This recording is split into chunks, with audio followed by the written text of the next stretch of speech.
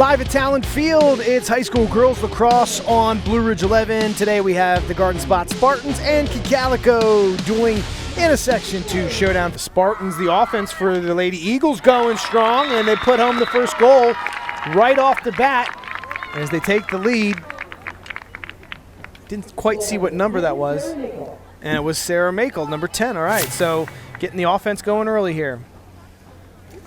Cocalico's defense typically is just very strong, good technique also. Shot there, looked like the defender hit the turf, and Garden Spot made him pay and ties the game up early here, 1-1. Olivia Ryder definitely just trying to essentially establish that space, take the charge. She kind of rolls around her, not necessarily coming through that forward space, and once Ryder loses her footing, she's really got clean lane to cage. Has a number of threats, and they're really putting it together nicely here at the end of the season. How about the passes there? Souter just weaving her way. She had to dodge several players and able to put another one home. So back-to-back for Souter now, who's starting to heat up. Well, just really nice connecting. As I said, I mean, they're really finding their rhythm at the end of the season. You know, they're selfless, right? So if you don't have the opportunity, find the player that does. Give yourself, your teammates, the best angle, the best shot on cage you've got. And they did that. Eagles, great example of that right there. 8 meter here for Garden Spot.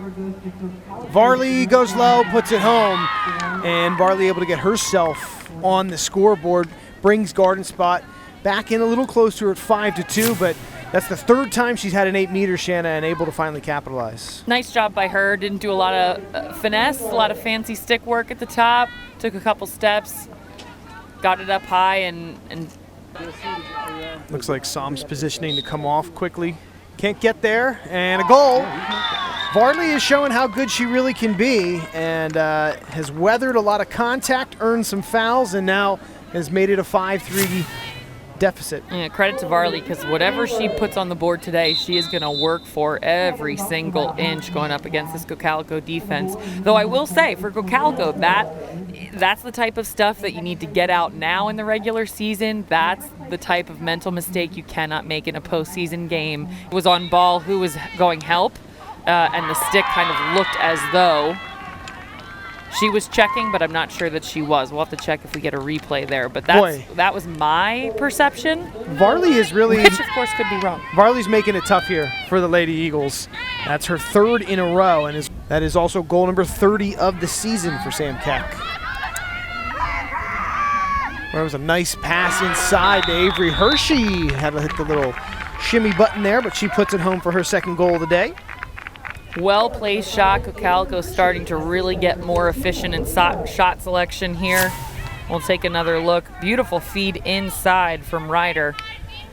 Hershey just does a great job of getting in her stick. Almost a one-time, comes back across her body, goes opposite cage. Really, really tough for Scarl to track that, especially with the quick ball movement preceding it. They sure did. Yeah. I was coaching at LS and watched them do it twice a year, every year. Nice job by Varley there again. Contact, the spin, her fourth goal of the game. Varley is single-handedly keeping Garden Spot in this contest. She's just such a talented player, and she's persistent. You know, you can see here she uses her body so well. She's not afraid to change hands, come back across. Again, once, you know, we've talked about that before defensively, once you give up that inside hip and they can get in behind you as Varley does right there, and she does a great job of dodging around defenders and sealing the lane. Ryder dumps it inside. Souter blocked. Yep, Scarl makes the stop. Boy, that was kind of a nonchalant stop there, but I guess she'll take it for Garden Spot. She very aggressively threw the ball into her cross when she made the save. That's Keck inside, really quick. Souter puts it home. Boy, that passing is so fast, Shannon. I mean, they just really are finding some openings, and Souter able to just slide it past. Well, Chad, you must be learning something. That's exactly why you're swinging the ball that quickly, right? You're letting the ball do the work. Garden Spot, rather, cannot keep up in the shift, and eventually you're going to find that player open inside, whether it's a cut, whether, you know, you could see them kind of working from behind the cage there. It's tough for defense to keep tabs, especially man down, on everybody who's continually moving and shifting in that way. Cocalico does a great job of executing. And all the options that they have as well. Keck, another assist there. She was able to find Danica Souter for Souter's third goal today. That's Varley, triple teamed. And that time Cocalico does not commit the foul, even with the triple team coming, so may have learned something from the time before against Varley. Yeah, much cleaner defense in that situation overall. It'll be Keck and Varley one-on-one here. Inside, past the foot of Patterson. Boy, they were doing all they could, and Varley just would not give up. Back with it, garden spot, in front. Varley dumps it in that time. She's a very tenacious player. She does not give up. You know, she's, despite all the odds this season and in every game, she just continues to plug away and finds herself with another goal in this game. Again, gets in behind the Cocalico defense there. Looks like that was Ellie Myers. Like I said, you give up that inside hip, and Gwen Varley's going to find a lane to cage. She's going to get a shot off for sure. Garden spot. Trying anything, yeah. Trying to eliminate, and that didn't quite work. Yeah, that didn't work. Keck, I think, just used her speed to get around the face guarding, and then once she was down the middle, wide open, and she's going to hit that 9 times out of 10. Well, and she was smart. You know, she was very, she had pulled space. She was high, way up above that 12-meter arc. Eventually kind of makes her way in towards that offensive set, loses her defender in the chaos, and drives it home. Escorted out of bounds. Cocalico steals it back. Boy, they're really in charge mode right now. One-on-one, Makel scores! Sarah Makel, another one for her. This Cocalico offense is heating up, and, you know, with just a few games left in the regular season, it's a perfect time.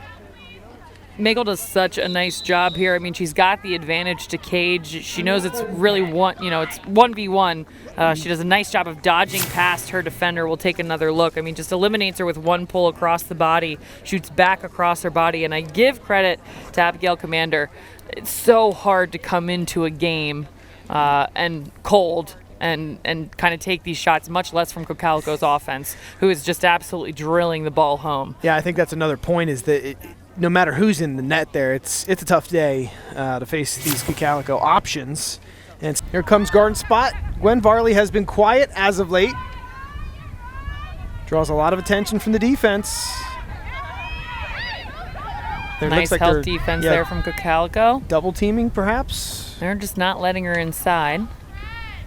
Nothing wrong with that. I mean, you always say when they do the double team, somebody else is open, but if Varley's getting most of the shots, it's not necessarily a bad idea.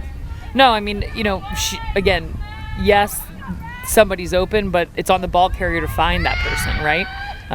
You've got to get open, but it's on the ball carrier to find that person. If Varley can't do that because Cocalico is crowding her, that's going to make it difficult to find that seam. But she's persistent, as is the case right here. We'll take another look. I mean, she just continues to drive towards the cage. She does a great job of using her body. She's constantly trying to roll off the hip of her defender, and you can see why. It works there. She goes up against Kernahan, rolls inside, and then it's one-on keeper. And Varley's certainly got the advantage there, regardless of who it is. Comes around, their immediate instinct is going to be to foul, to try to get the check off. You can see right there.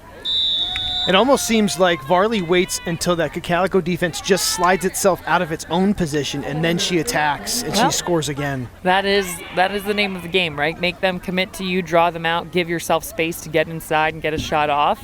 She's very, very effective at that. We'll be moving on, so who from this unit will contribute? Avery Hershey is out there, so she will certainly be here next year. Pass inside. They did leave Sarah Makel in there, and she continues to fill it up. Fair has it, trying to curl in. She'll shoot, just misses.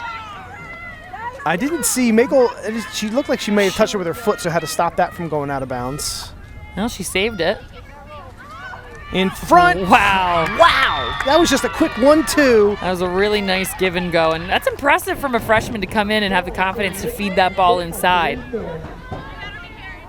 Really nice give and go. So Makel kind of standing out in this one. She's pacing Gwen Varley. Makel with 7, Varley with 9 today. You can see the back and forth. Makel dumps it off as if Fair is going to roll. Pops it back to Makel, open inside. Cocalico a huge win, 25-10 over Garden Spot as they move their official section record up to 7-2. Another good win for the Cocalico Lady Eagles. Final score 25-10 from Talon Field. Thank you so much for watching another broadcast of high school girls lacrosse from my partner Shannon Miscavige, our entire Blue Ridge 11 crew. I am Chad Landers saying so long from Denver. We'll see you tomorrow.